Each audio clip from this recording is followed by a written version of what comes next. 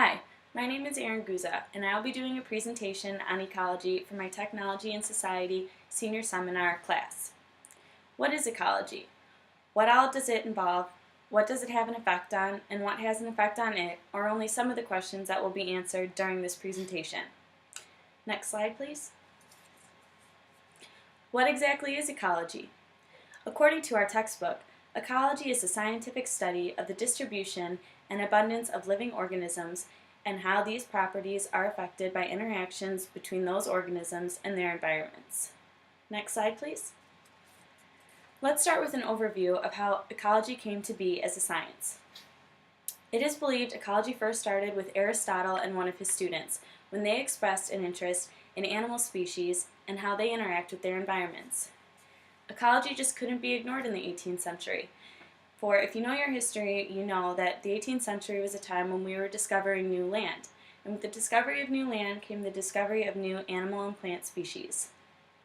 Another huge influence on ecology was Alexander van Humboldt, a man who would eventually be deemed the father of ecology.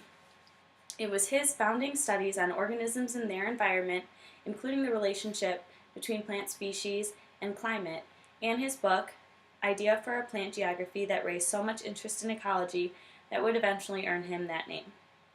But let's move on to the 19th century. Next slide, please. With the arrival of the 19th century came the arrival of more interest and awareness in the science of ecology. This heightened awareness came from advanced studies being done about the quality of life on Earth. It was also encouraged by Charles Darwin and his work with species and Vladimir Verdesky's work on the biosphere. Vladimir assessed that the biosphere is in fact all ecosystems. Therefore, adversely affecting one ecosystem will adversely affect the entire biosphere.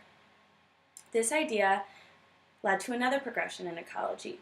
Now, not only were we studying different species and how they interact with the environment, but how we as a human race has a detrimental effect on the environment as well. Those realizations changed everything. With the awareness that we can negatively affect the environment came action against doing so. In 1970, emissions from cars dropped significantly due to pollution control standards. The Environmental Protection Agency, or EPA, began to monitor air quality, looking into things like toxic emissions from smokestacks and, of course, car emissions. In 1971, the United Nations Economic, Social, and Cultural Organization, or UNESCO, began the research program Man and Biosphere to raise awareness of our effect on the environment. This program also brought about the importance of biodiversity to our world. However, it was not until 1992 that the biosphere concept was accepted internationally.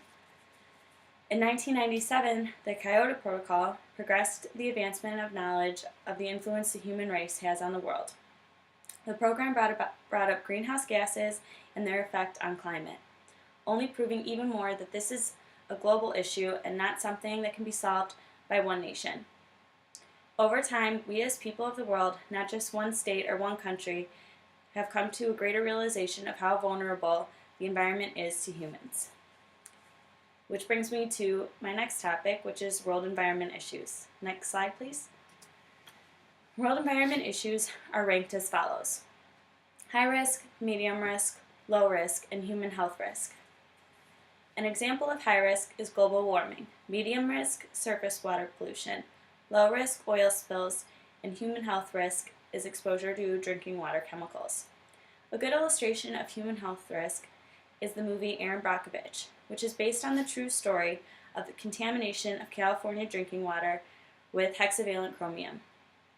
A huge lawsuit ensues as many individuals were riddled with illnesses such as cancer. So as you can see, any level of risk, whether it be low, high, or human health risk, poses a great threat to our environment. However, the book identifies 6 issues as the most pressing. Next slide, please. I'd like to pause here.